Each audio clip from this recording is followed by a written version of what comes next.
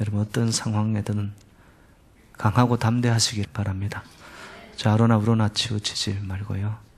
하나님께서 우리에게 말씀으로 약속하신 것이 있습니다. 내가 너희와 함께 하리라. 하나님이 함께하는 백성, 가정, 공동체는요, 어떤 인생의 아픔과 시련이 오더라도 그 끝은 승리인 줄로 믿습니다. 그래서 어떤 자리에서든 어떤 형편에서든 여러분 강하고 담대한 주의 백성들이 되시기를 주님의 이름으로 축복합니다. 덴마크 출신의 아름다운 동화 작가 안델슨이 지은 미운 오리 새끼라는 책이 있습니다. 그 미운 오리 새끼의 가장 큰 문제는 자신이 백조라는 것을 모르고 사는 거예요. 오리들이야 그럴 때 엉덩이를 기뚱기뚱 하는 것이 귀여워 보이지만 백조는 이렇게 기뚱거리면은 기품을 다 잃어버리는 겁니다. 또 오리들이야 진흙탕이나 흙탕물 속에서 이렇게 저렇게 물장구를 치면서 노는 것이 좋지만은 백조는 거기보다는 날개를 펴서 창공을 높이 날아오르는 모습, 그게 백조에게는 훨씬 어울리는 것이죠. 그런데 자기가 백조라는 것을 상실하고 자기가 누구인가에 대한 정체성을 잃어버린 이 백조는 삶의 주변에 있는 그 오리들의 흉내를 내면서 살아가는 거예요. 날 수 있는데도 날지 못하고,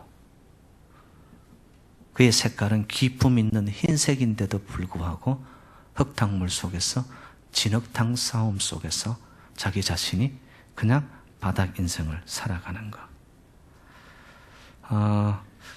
미운 오리 새끼에게 있어서 가장 시급한 문제가 있다는 것은 바로 자기 정체성과 자기 자아상을 회복하는 길입니다.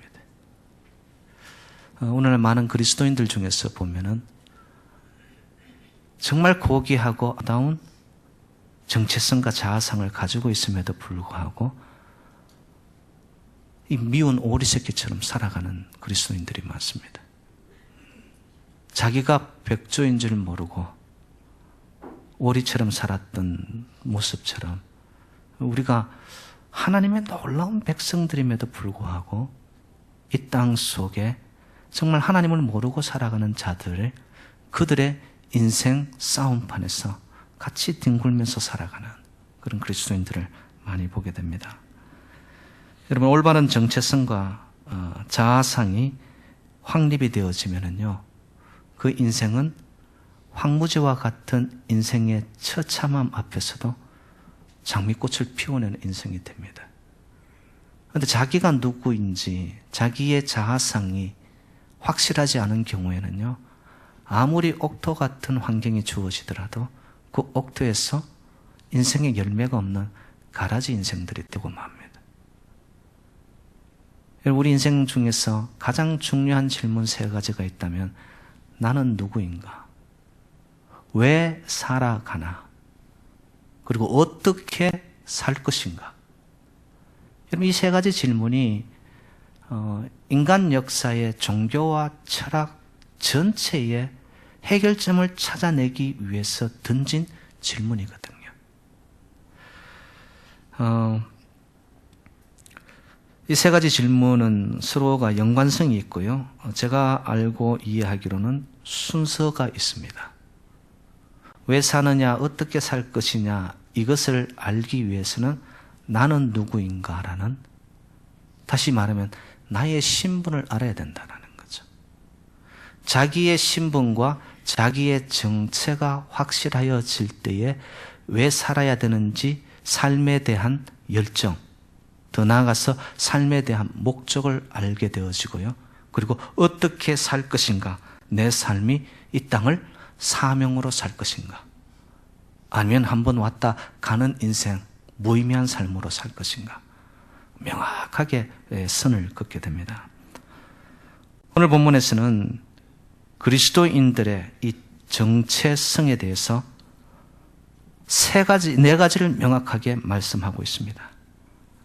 9절 말씀에 봤더니만 그리스도인의 네 가지 영적 신분, 정체가 뭐냐? 택하신 족속, 왕같은 제사장, 거룩한 나라, 그리고 소유된 백성이라고 명확하게 그 정체성을 밝히고 싶습니다. 그런데 하나님이 이처럼 존귀한 신분을 주신 이유가 있더라는 거죠. 그 이유는 뭐냐?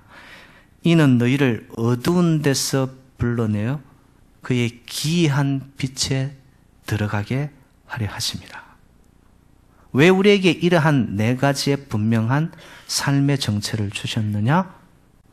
어둡고 방황하고 혼란 속에 있는 이 땅 속에서 저희들을 불러내셔서 우리를 통하여 이 땅에 하나님의 기이한 빛, 생명, 진리를 드러내게 하기 위해서 우리에게 이렇게 네 가지 정체를 주신 줄로 믿습니다.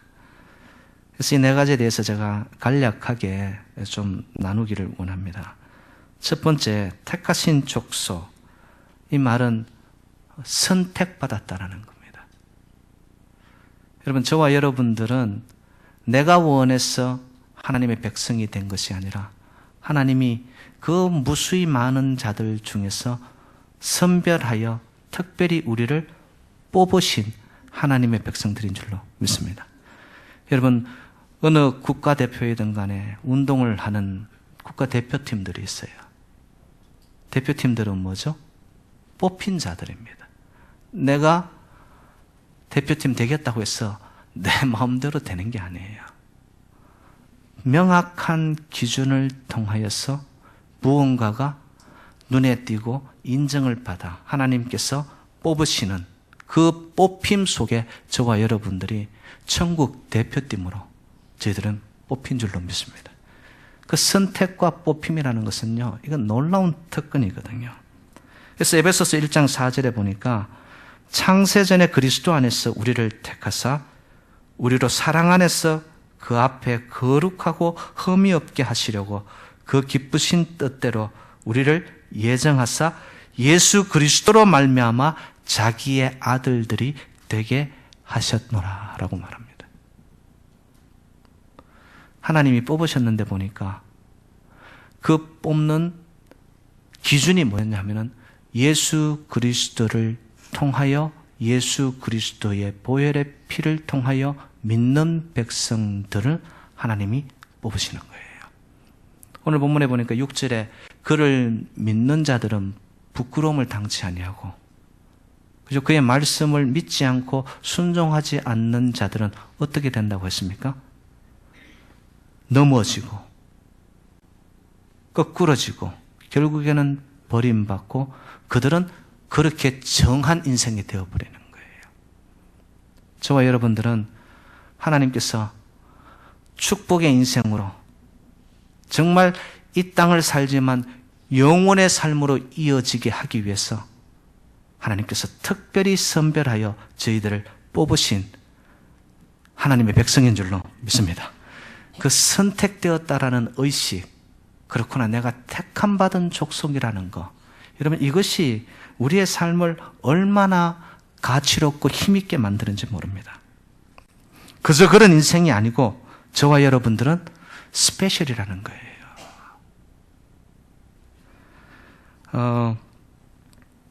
이 특별히 선택받았다는 그 의식이 성경에서는 선민의식이라고 그렇게 표현을 합니다.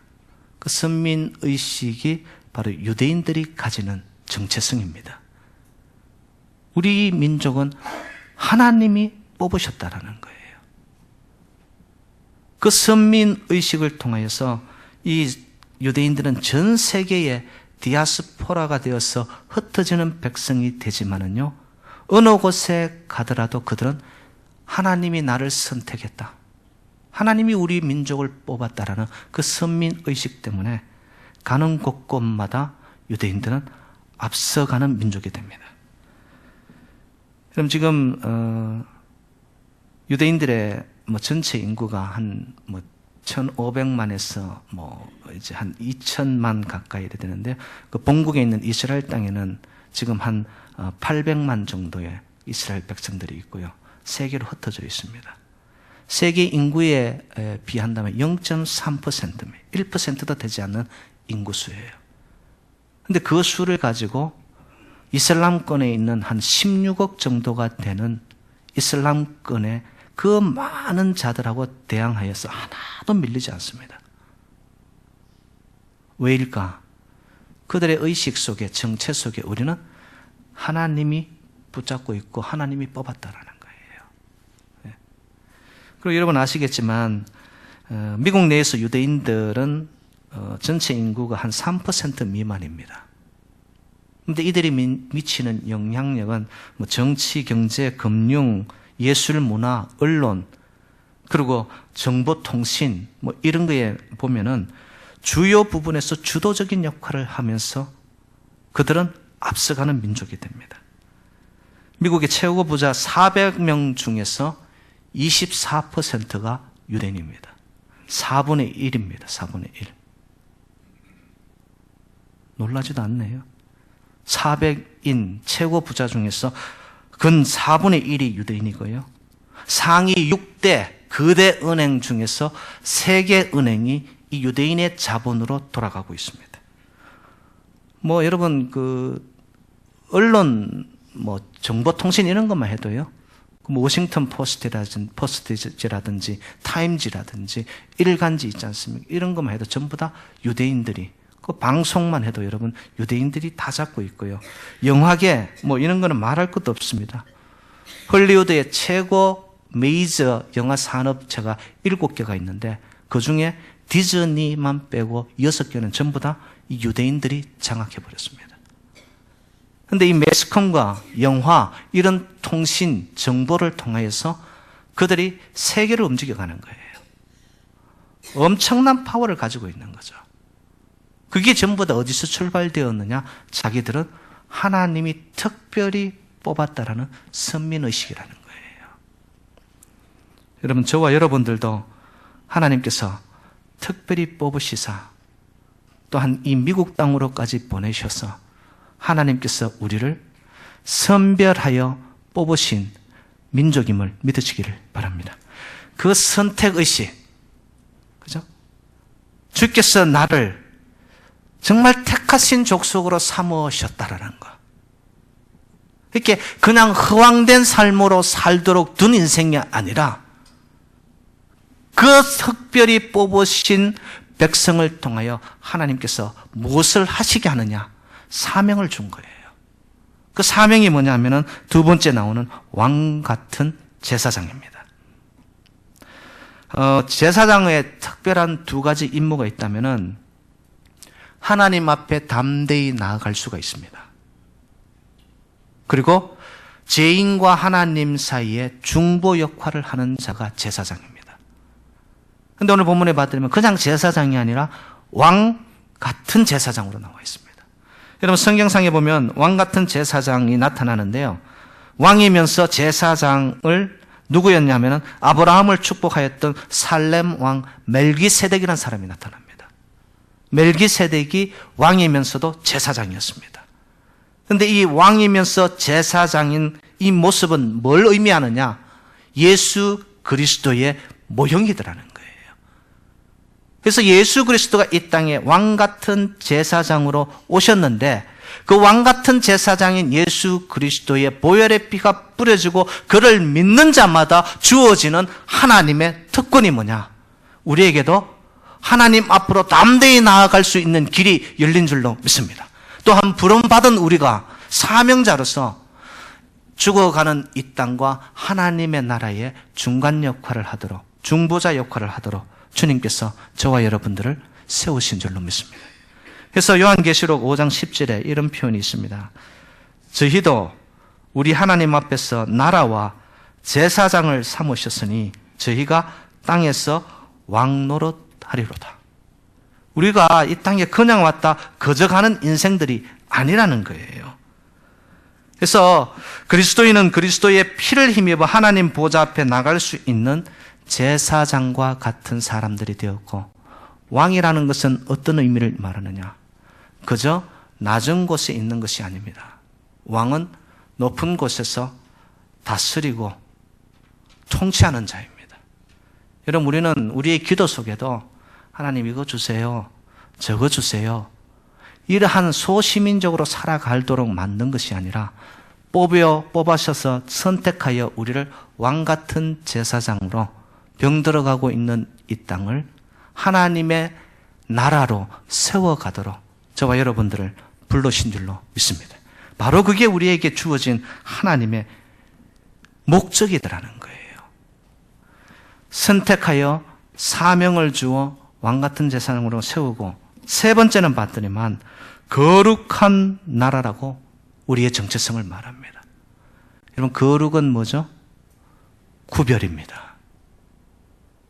무언가가 달라야 된다는 거죠.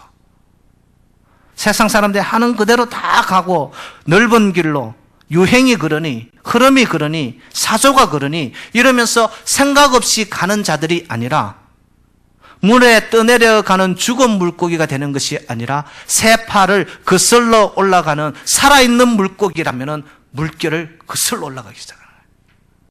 사명을 가진 자들은 봤더니만 삶의 현장 속에 구별된 거룩한 자로 나타나야 되더라는 것입니다.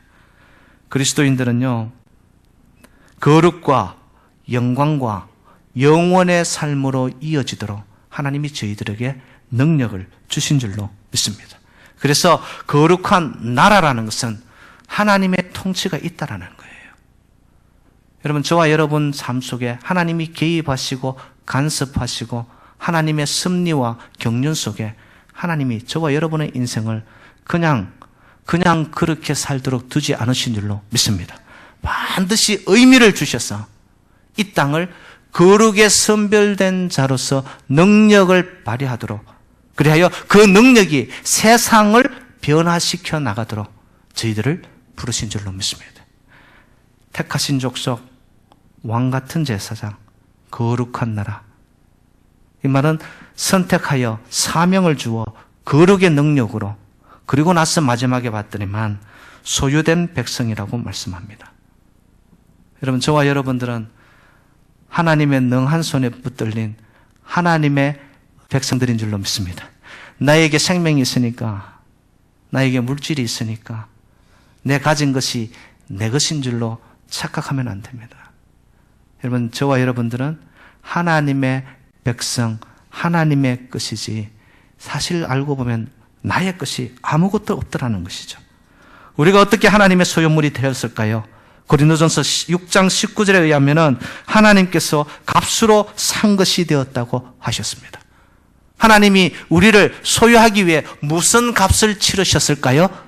바로 독생자 예수 그리스도를 십자가에 보내셔서 피 흘려 죽으시기까지 하심으로 대가를 치르고 지불하고 저와 여러분들을 하나님의 소유로 만드신 줄로 믿습니다.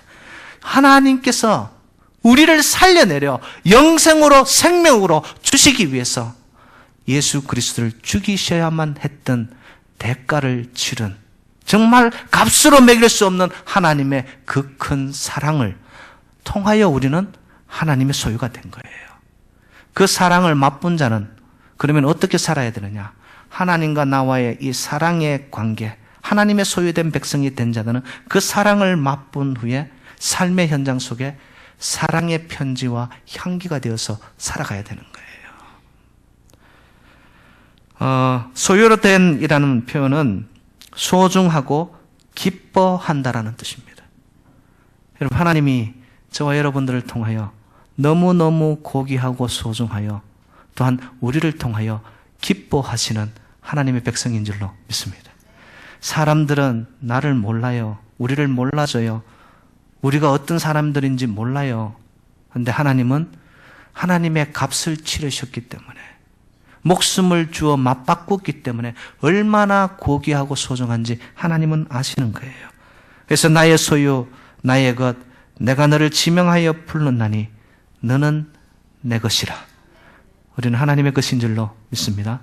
여러분, 이 네 가지의 정체가 명확할 때 우리는 삶의 현장 속에서 어떠한 시련이 오더라도요, 거뜬히 이겨나갈 수 있습니다. 그렇지, 하나님이 나를 뽑으셨는데, 하나님이 나에게 사명을 주셨는데 왕같은 제사장으로 등하서 하나님이 나를 구별하셨는데 거룩이 능력에 대해 삶의 현장 속에 나타날 뿐만 아니라 그렇구나. 하나님이 나를 위해 소유하시기 위해 값을 치르셨구나. 그 사랑을 받은 내가 그러면 어떻게 살아야 될까? 왜 이렇게까지 우리를 하나님은 사랑하시고 세워주셨는가? 목적이 나타납니다. 우리를 어두운 죄악에서 불러내시어 우리로 하나님의 빛을 받아 그분의 아름다운 덕을 선포하게 하기 위해서, 선포라는 것은 드러내고 이 땅 속에 알리기 위해서 무엇을? 하나님을 소개하고 하나님의 나라가 있다라는 것을, 죽어가는 영혼들이 하나님의 나라가 있음을 일깨워주기 위해서 우리에게 하나님은 정체성을 심어준 거예요. 그저 이 땅에 한 번 왔다 그냥 사라지는 안개와 같은 인생이 아니라 우리를 통해서 하나님의 나라가 무질서하고 공허하고 혼탁한 이 땅이 이걸로 끝나는 것이 아니라 우리를 통해 빛을 소개하고 소금의 역할을 감당함으로 하나님의 살아계심을 선포하도록 저와 여러분을 부르신 줄로 믿습니다.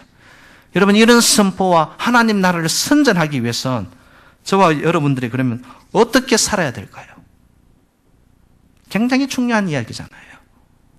내가 택하신 족속으로 왕같은 제사장으로 거룩한 나라로 소유된 백성이라는 정체성을 내가 가지고 있으면 그 정체성의 기반으로 해서 삶의 현장 속에서 구체적인 삶의 모습으로 나타나야 되는 거죠.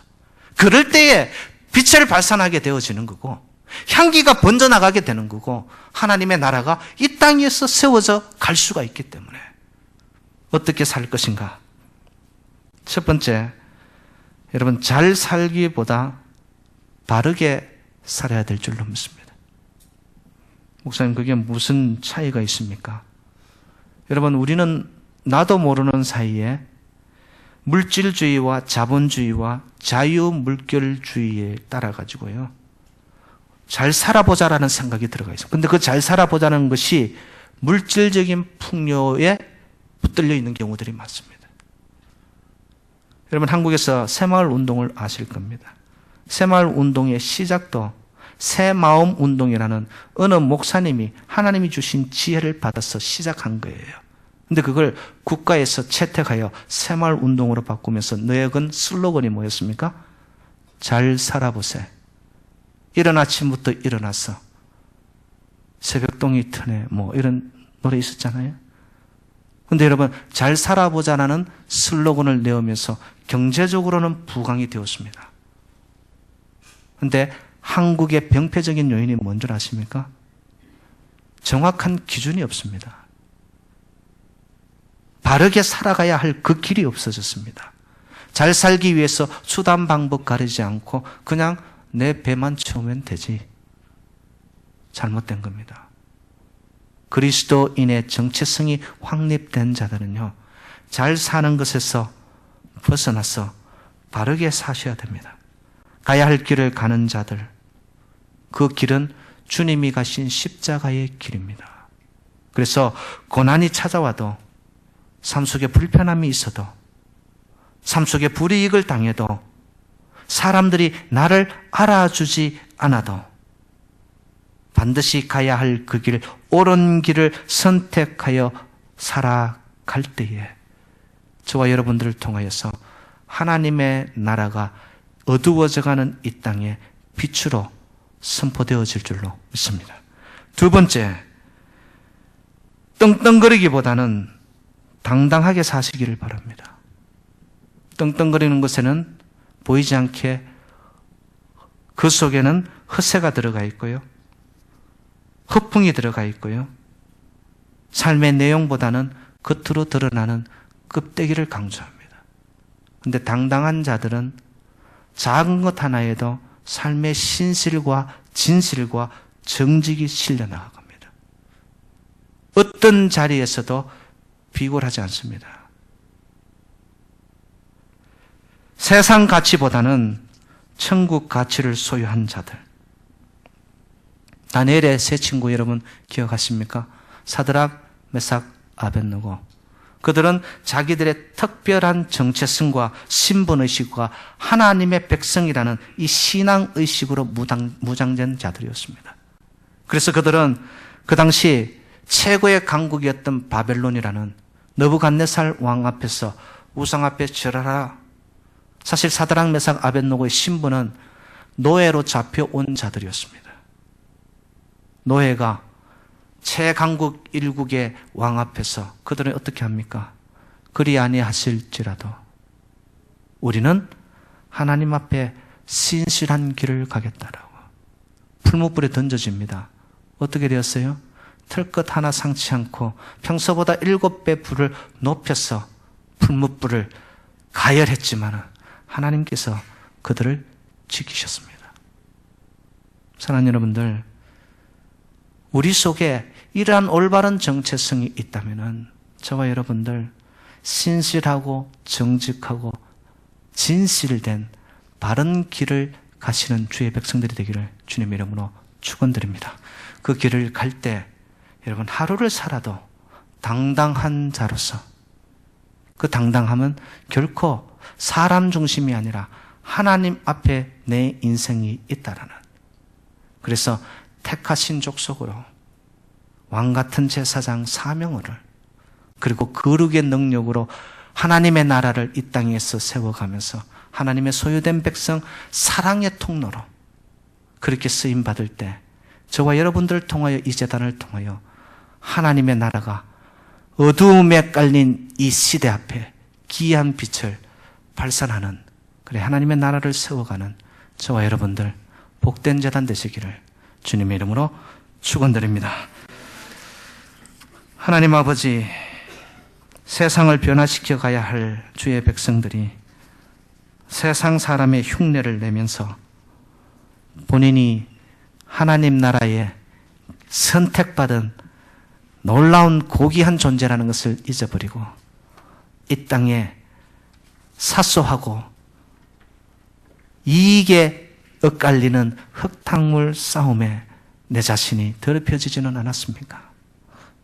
주님은 우리를 택하신 족속으로 왕같은 제사장으로 거룩한 나라로 소유된 백성이라고, 너는 내 것이라고 주님이 부르시고 붙잡고 계시는 주의 백성의 올바른 정체성을 가지고 어두움에 깔린 이 시대 앞에 하나님 나라의 기이한 빛을 발산하며 사랑의 향기를 뿜어내며 병들고 무질서하고 혼란한 이 시대를 주님의 나라의 놀라운 질서와 능력으로 우리의 삶에 선포되어질 때에 하나님 나라를 세워가는 축복의 통로로 쓰임받은 주의 백성들, 이 제단 되게 하여 주옵소서. 모든 말씀 주 예수 그리스도 이름으로 간절히 축복하며 기도 올리옵.